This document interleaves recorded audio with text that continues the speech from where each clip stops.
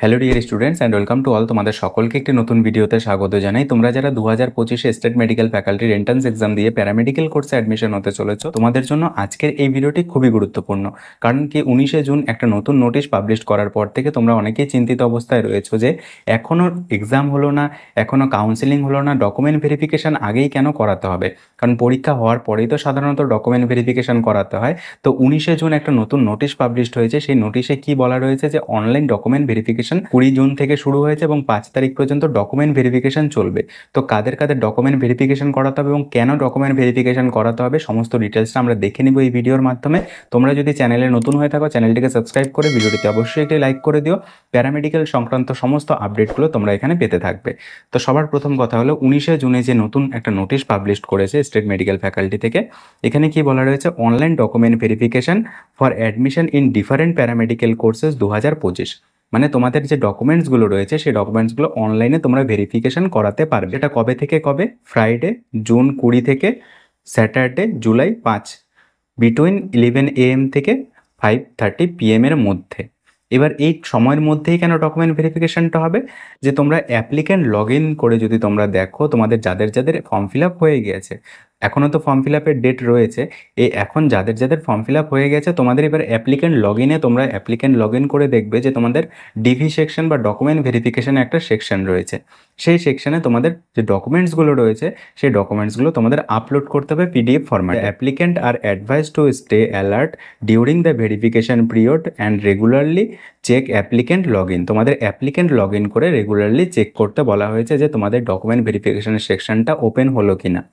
Section for any updates instruction regarding their document verification status. ঠিক আছে, if any instruction are given the document verification section, example to upload a specific certificate or multiple certificate, same must be uploaded clear scan copy of original certificate in PDF ফরম্যাটে। তোমাদের যে original সার্টিফিকেটের scan copy আছে সেটাই তোমাদের PDF ফরম্যাটে upload করতে হবে। if required to upload multiple certificate in same to be scanned into the single PDF before uploading। ঠিক আছে, তোমাদের যদি কোনো রিকোয়ারমেন্ট থাকে সেখান থেকে বলে দিবে, তাহলে তোমাদের সেটা সিঙ্গেল ফরম্যাটে আপলোড করতে হতে পারে বা একসাথে তোমরা তোমাদের যে ডকুমেন্টসগুলো রয়েছে সেগুলো আপলোড করতে পারবে। এবার এখানে document required to upload the document verification, কী কী ডকুমেন্টস তোমাদের লাগবে? অ্যাডমিট কার্ড, মাধ্যমিকের admit card, higher secondary or equivalent for age verification, marksheet of higher secondary education, উচ্চ মাধ্যমিকের মার্কশিট লাগবে। এই দুটো কিন্তু তোমাদের সবার কাছেই রয়েছে। এবং caste certificate, EWS certificate, character certificate, medical fitness certificate, এটা নিয়ে তোমরা অনেকেই কনফিউজড রয়েছো। তাই এবার কাস্ট সার্টিফিকেটটা কি বলেছে? এসসি এসটি ওবিসি এ এবং OBC B category for verification if applicable. যাদের যাদের কাস্ট রয়েছে, এসসি এসটিদের তো কোনো সমস্যা নেই, ওবিসি এ এবং ওবিসি বি এর যে কাস্ট রয়েছে as per page number 21 information bulletin 2025, মানে ওবিসি এনসিএল সার্টিফিকেট কিন্তু তোমাদের এখানে লাগবে। এবার এখানে ইনফরমেশন বুলেটিনে যদি আমরা দেখি পেজ নাম্বার 21-এ ইস্যু আফটার 31/3/2024, মানে 31/3/2024 পরে কিন্তু তোমার ইস্যু হতে হবে তোমার ওবিসি এনসিএল সার্টিফিকেট। আর তোমার ইডব্লিউএস সার্টিফিকেট কবে ইস্যু হতে হবে? 31/3/2025 পরে ইস্যু হতে হবে। তাহলেই তুমি ইডব্লিউএস এবং ওবিসি এবি এর জন্য তুমি এখানে অ্যাপ্লিকেবল।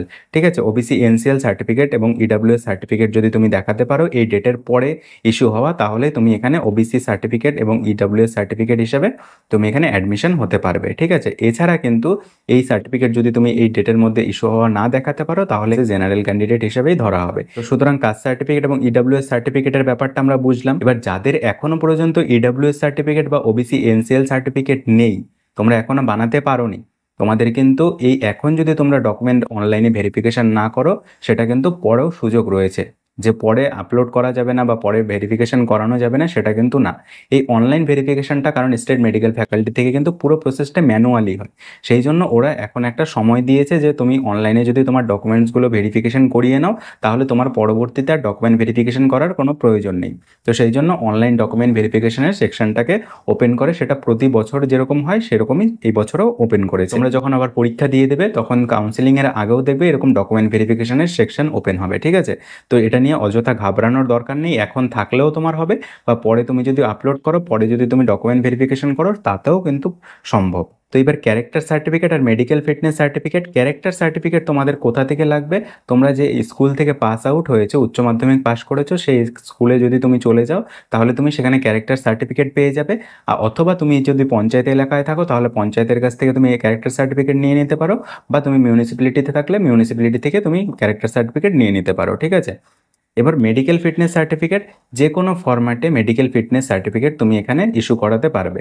শুধুমাত্র তোমাকে যে মেডিকেল ফিটনেস সার্টিফিকেটটা তুমি এখানে ইস্যু করাবে সেটা যেন একজন রেজিস্টার্ড মেডিকেল প্র্যাকটিশনার হয়ে থাকেন, এবং তার যেন একটা রেজিস্ট্রেশন নাম্বার থাকে, এবং এমবিবিএস ডক্টর হতে হবে। নোটে বলেছে, if any candidate is unable to collect the caste certificate or EWS certificate as per the submit the SMFWB guideline, he should be collect before appearing the counseling and submit the time of counseling.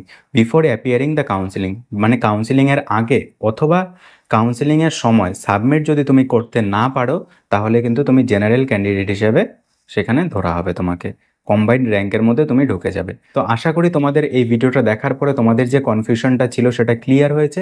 এছাড়াও যদি তোমাদের কোনো প্রশ্ন থাকে তাহলে অবশ্যই কমেন্টে জানাবে। তোমাদের কমেন্টে রিপ্লাই দেওয়ার জন্য সবসময় আমি প্রস্তুত আছি, এবং তোমাদের যে কোনো হেল্পে তোমরা অবশ্যই কমেন্ট করতে পারো। তো চলো আজকের ভিডিওটা এখানেই শেষ করছি, দেখা হচ্ছে একটা নতুন ভিডিওতে। Thank you.